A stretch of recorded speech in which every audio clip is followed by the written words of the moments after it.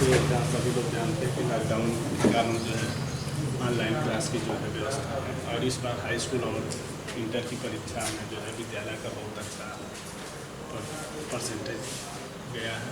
High school में अंजलि पटेल ने जो है 88.66% और इंटरमीडिएट में तनुष पाल सिंह ने जो है 82.4% जो है 40% प्राप्त कर विद्यालय का नाम जो है रोशन किया। अब हम पढ़ेंगे अध्याय 3 तथ्यों का वर्गीकरण और गुणों की आवृत्तिता। तो सबसे पहले हम पढ़ेंगे तथ्यों का वर्गीकरण। तथ्यों का वर्गीकरण क्या है? तथ्यों का वर्गीकरण की आवश्यकता जो है रसायन तज्ञों को क्यों हुई? क्योंकि तथ्यों की संख्या इतनी अधिक थी कि इनको एक साथ अध्ययन करना जो है नामुमकिन था। इसीलिए रसायन तज्ञों ने जो है तथ्यों को जो है समूहों और वर्गों में जो है बांट कर क्रमबद्ध अध्ययन किया। इसलिए तथ्यों को का वर्गीकरण जो है आवश्यक जो है समझा गया। इस तत्वों के वर्गीकरण में कुछ जो है महत्वपूर्ण जो है वैज्ञानिक विधि, पहला रसायन तज्ञ थे, पहला डोबराइनर, दूसरा न्यूलैंड, तीसरा मेंडलीफ और चौथा जो है लोयर मेयर। ये जो है ऐसे रसायन तज्ञ थे जिन्होंने तत्वों के वर्गीकरण में जो है महत्वपूर्ण भूमिका निभाई। पहला हम पढ़ेंगे आवर्त सारणी का विकास। आवर्त सारणी का विकास कैसे हुआ? आवर्त सारणी का विकास। तो सबसे पहले आवर्त सारणी का विकास में सबसे पहले तत्वों का वर्गीकरण जो है धातु और अधातु में वर्गीकरण। पहले धातु और अधातु में, पहले सबसे पहले तत्वों को जो है धातु और अधातुओं में जो है विभाजित, धातु और अधातु में जो है विभाजित किया गया। मतलब धातु को बताया गया कि वे तत्व होते हैं जिनकी चालकता अधिक होती है, विद्युत चालकता अधिक होती है, ये ऊष्मा और विद्युत के जो है सुचालक होते हैं। इसमें आघात वर्धनशीलता और तन्यता जैसा गुण पाया जाता है, तो इनको धातु कहते हैं। जैसे इसमें बहुत सी धातुएं थी, sodium, magnesium, aluminium, copper, zinc, copper इत्यादि। अधातु वे तत्व थे जो धातुओं के गुण से जो है अलग थे, उसे हम जो है अधातु कहते हैं। जैसे फास्फोरस, सल्फर, क्लोरीन, आर्गन इत्यादि, ये सब जो है ऐसे थे जिनको हम क्या किए अधातु। अब जो है कुछ तत्व ऐसे भी थे जो धातु और अधातु दोनों से जो है गुण प्रदर्शित करते थे, इनको हम जो है मतलब ऐसे तत्व जो धातु और अधातु दोनों से जो है गुण प्रदर्शित करते हैं, दोनों के गुण से समानता रखते हैं, उसे हम उपधातु कहते हैं। जैसे सिलिकॉन और जर्मेनियम। तो अब सबसे पहले धातु और अधातु में वर्गीकरण हुआ। दूसरा जब हम चलते हैं इनका वर्गीकरण, तो दूसरा है डोबराइनर का त्रिक समूह।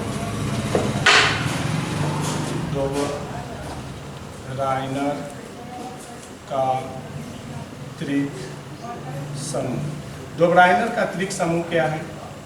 डोबराइनर ने जो है तथ्यों को बढ़ते हुए, तीन तथ्यों को बढ़ते हुए जो है क्रम में जब रखा, तो देखा कि पहले और तीसरे तत्व का जो परमाणु भार का जो आधा होता है वह दूसरे तत्व के परमाणु भार के बराबर होता है।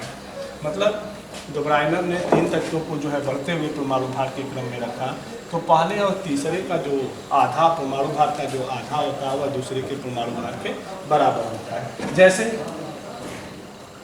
Sodium, potassium, sodium, lithium, sodium और पोटेशियम। लिथियम का 7 और इसका जो है 39, ये दोनों मिल जाएंगे तो ये हो जाएगा 46/2 बराबर 23। सोडियम का यहाँ पर जो है 23। तो हम निकालेंगे कि पहले तत्व और तीसरे तत्व का जो परमाणु भार है उसका आधा जो होगा वह दूसरे के बराबर होगा। इसी के तरह हम क्लोरीन, ब्रोमीन और आयोडीन का निकालेंगे। इसका 35.5 है, इसका 127, 135.5 और 127/2 बराबर 182/5/2, मतलब ये हो जाएगा 12 81.25, मतलब यहाँ ब्रोमीन का हो जाएगा 81.25। तीसरा नियम था आपका जो है न्यूलैंड का अष्टक नियम। न्यूलैंड का अष्टक नियम ये है, न्यूलैंड ने जो है 8 तत्वों को बढ़ते हुए जो है परमाणु भार के जो है क्रम में रखने पर उन्होंने देखा कि पहले वाले तत्व का गुण जो होता है और वह 8वें वाले तत्व के गुण से क्या होता है, समानता रखता है। यहाँ संगीत का जो संगीत में देखते हैं जो पहला स्वर होता है वो 8वें स्वर से जो है क्या करता है, समानता रखता है, 8वें तत्व से जो है समानता रखता है। तो इस नियम को हम न्यूलैंड का अष्टक नियम या संगीत का नियम भी कहते हैं। जैसे lithium, beryllium, boron, carbon, nitrogen, oxygen, chlorine, sodium, magnesium, aluminium, silicon, phosphorus, sulphur, chlorine, potassium और कैल्शियम 7, 9, 12, 11, 12, 14, 16 और 19, 23, 24, 27, 29, 31, 32, 35.5, 39 और 40, ये जो है परमाणु भार के जो है बढ़ते हुए क्रम में है। इसमें इसका जो है 8वें से मिलेगा, लिथियम का गुण सोडियम से, सोडियम का पोटेशियम से, बेरिलियम का गुण मैग्नीशियम से और कैल्शियम से, बोरान का एल्युमिनियम से, कार्बन का सिलिकॉन से, नाइट्रोजन का फास्फोरस से, ऑक्सीजन का सल्फर से और फ्लोरीन का जो है क्लोरीन से गुण मिलता है। मतलब न्यूलैंड के अष्टक नियम में जो है ये बात बताई गई कि यदि 8 तत्वों को यदि बढ़ते हुए क्रम में रखा जाए परमाणु भार के, तो इनके गुणों में जो है आपस में जो है मतलब पहले तत्व का गुण जो है 8वें तत्व के गुण से जो है समानता प्रदर्शित करता है। लेकिन ये न्यूलैंड का अष्टक नियम भी जो है सफल तत्वों के वर्गीकरण में सफल नहीं हो सका, क्योंकि सभी तत्वों की इस तरह से जो है श्रेणियाँ नहीं बनाई जा सकी। अब आगे है मेंडलीफ का आवर्त नियम और आवर्त सारणी। मेंडलीफ का आवर्त नियम एवं आवर्त सारणी क्या है?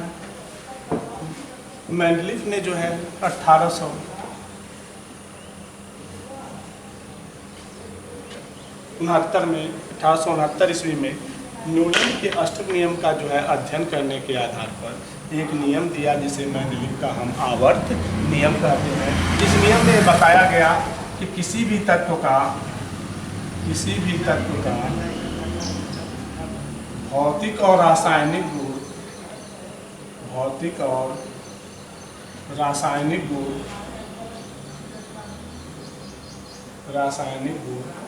उसके परमाणु भार के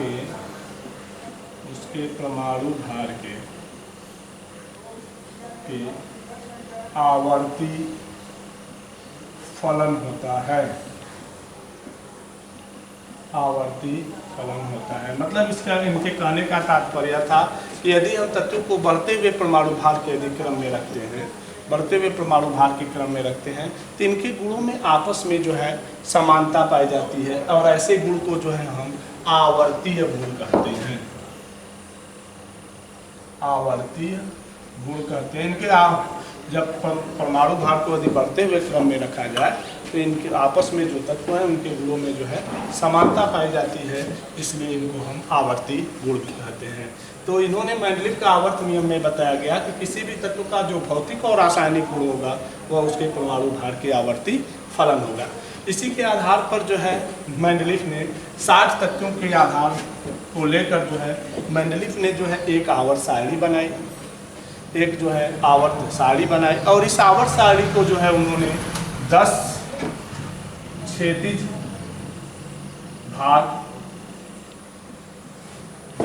भाग में जो है विभाजित कर दिया और इस 10 क्षैतिज भाग को उन्होंने जो है 2 भागों में बांटा, पहला और दूसरा। पहला में जो है उन्होंने क्या काम किया कि 7 क्षैतिज कालम और दूसरे में जो है 9 ऊर्ध्वाधर कालम, क्षैतिज भागों में बांट दिया और जो है 9 ऊर्ध्वाधर। ये 7 क्षैतिज जो थे ये जो है आवर्त में कन्वर्ट हो गए, आवर्त कहे गए, और ये जो है 9 जो है तो ये वर्ग या समूह कहलाए, वर्ग या ये समूह कहलाए। लेकिन मेंडलिक ने जब आवर्त शायरी जब बना रहे थे तो उन्होंने जो है उस आवर्त शायरी में बीच बीच में जो है बहुत से जगह जो है बहुत से बीच बीच में स्थान छोड़ दिया, क्योंकि उनको उस समय जानकारी नहीं थी, इसलिए कि बाद में यदि जब खोज हो जाएगा तो उसमें उस तत्व को जो है रखा जा सके। तो ये मेंडलिक का आवर्त नियम जो है और ये आवर्त शायरी थी। अब इसके बाद हम पढ़ेंगे आधुनिक आवर्त नियम। आधुनिक आवर्त नियम, आधुनिक आवर्त नियम क्या है? आधुनिक आवर्त नियम, आधुनिक आवर्त नियम है रेडियो एक्टिवता, समस्थानिक समभारी आदि के खोज हो जाने के बाद ये मालूम हुआ कि किसी भी तत्व का जो मौलिक गुण होता है वह किसी भी तत्व का जो मौलिक गुण है, मौलिक गुण जो है वह परमाणु क्रमांक होता है, न कि परमाणु भार। मतलब जब इस खोज हो जाने के बाद बताया गया कि किसी भी तत्व का जो है मौलिक गुण उसका क्या होता है, परमाणु क्रमांक होता है। इसी के आधार पर बोहर ने जो है आधुनिक आवर्त नियम दिया, बताया कि किसी भी तत्व का भौतिक और रासायनिक गुण, भौतिक और रासायनिक गुण उसके परमाणु भार के परमाणु क्रमांक के आवर्ती फलन होता है। मतलब इसके बाद जो है समनाभिक की खोज, समस्थानिक समभारी की खोज के बाद ये मालूम हो गया कि किसी भी यदि तत्व का जो मौलिक गुण है, जो जिसमें भौतिक और रासायनिक गुण निर्भर है,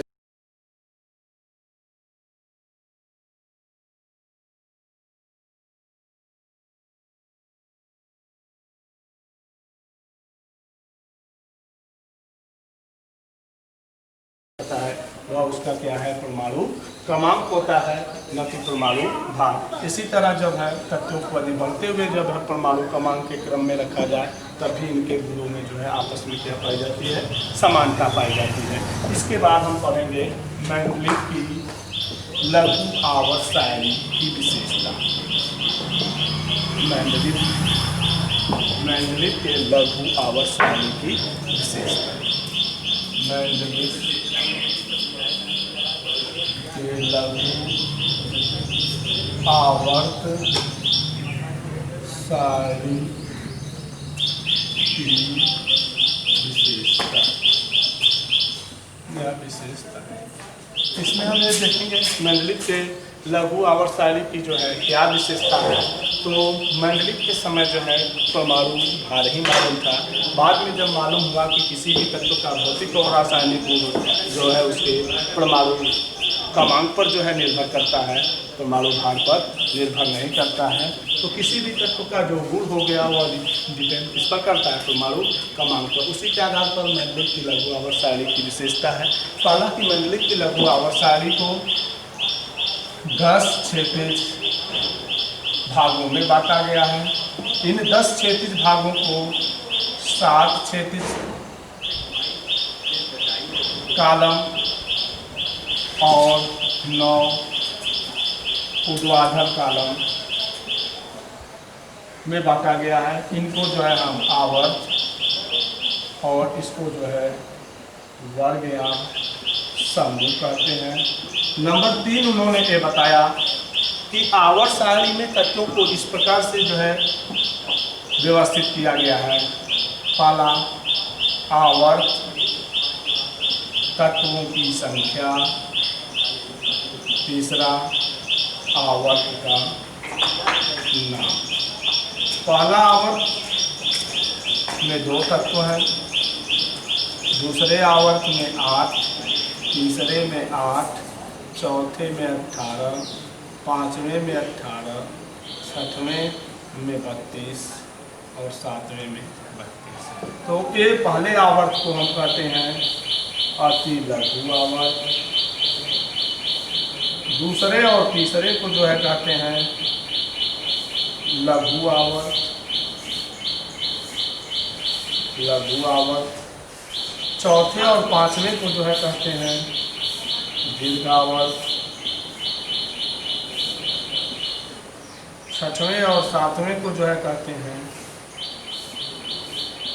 अति दीर्घ आवर्त। इस तरह से जो है बांटा गया है। पहले एक जिसमें तत्वों की संख्या सबसे कम है अति लघु आवर्त, दूसरे में तीसरे में 8 हैं तो लघु आवर्त, चौथे और पांचवें में 18 है तो दीर्घ आवर्त, और छठवें और सातवें में 32 है तो अति दीर्घ आवर्त। नंबर 4, आवर्त सारणी का जो पहला तत्व होता है वह क्षार धातु होता है, क्षार धातु पहला तत्व, और जो अंतिम तत्व होता है वह अक्रिय गैस होता है। मतलब पहला एलिमेंट, प्रथम तत्व क्षार धातु, और अंतिम तत्व जो होता है वह अंतिम तत्व जो है अक्रिय गैस होता है। नंबर 5, यदि तत्वों को बढ़ते हुए परमाणु क्रमांक के क्रम में रखा जाए तो इनके गुणों में जो है समानता पाई जाती है। तो ये मंडलिक के लघु आवर्त सारणी की जो है विशेषता थे। पहले जो है इनको परमाणु क्रमांक के आधार पर जो है 10 क्षैतिज भागों में बांटा गया है। इनके बाद इन 10 क्षैतिज भागों को 7 क्षैतिज कालम और 9 ऊर्ध्वाधर कालम में बांटा गया है, जिसको आवर्त और जिसको वर्ग या समूह। तीसरा, आवर्त सारणी में तत्वों का स्थान इस तरह से है। आवर्त तत्वों की संख्या और यदि पहले आवर्त में 2 हैं तो अति लघु, दूसरे तीसरे में 8 है तो लघु लघु, चौथे और पांचवें में 18 है तो दीर्घ, छठवें और सातवें में 32 है तो अति दीर्घ। आवर्त सारणी का पहला तत्व क्षार धातु और अंतिम तत्व जो होता है अक्रिय गैस होता है। पांचवा, यदि तत्वों को जो है बढ़ते हुए यदि जो है क्रम में यदि रखा जाए तो इनके गुणों में समानता पाई जाती है। अब विशेषता के बाद हम मंडलिक के लघु आवर्त सारणी के दोष पढ़ेंगे। मंडलिक के लघु आवर्त सारणी के मंडलिक के लघु आवर्त सारणी के दोष। मंडलिक के लघु आवर्त सारणी के क्या दोष हैं?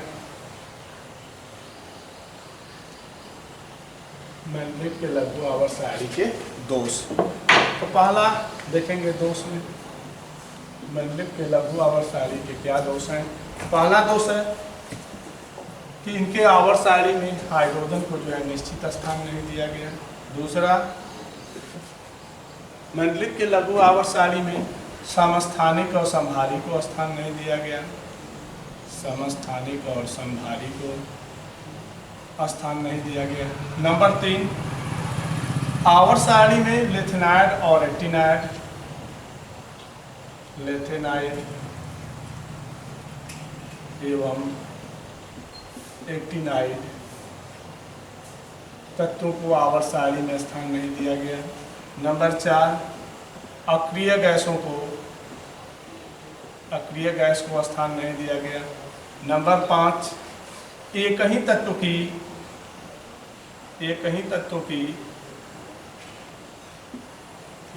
एक से अधिक संयोजकता होती है, जैसे आयरन 2 और 3, कॉपर 1 और 2। छठवां जो है इसकी दोष से है कि इस आवर्त सारणी में जो है विकर्ण संबंध और क्षैतिज गुण जो है पाया जाता है। तो मंडलिक के लघु आवर्त सारणी के दोष, पहला हाइड्रोजन को निश्चित स्थान नहीं दिया गया। दूसरा, आवर्त सारणी में समस्थानिक और समभारी को स्थान नहीं दिया गया। तीसरा, लिथिनाइड और एक्टिनाइड को आवर्त सारणी में स्थान नहीं दिया गया। चौथा, अक्रिय गैस को। पांचवा, एक ही तत्व की एक से अधिक संयोजकता होती है, जैसे आयरन और कॉपर। और जो है छठवां है विकल्प, इस आवर्त सारणी में विकल्प संबंध और क्षैतिज गुण पाया जाता है। तो ये जो है मंडलिक के लघु आवर्त सारणी के जो है दोष थे। अब इसके बाद इसका अगला पॉइंट जो है अगले जो है भाग में हम पढ़ेंगे। तब के लिए धन्यवाद।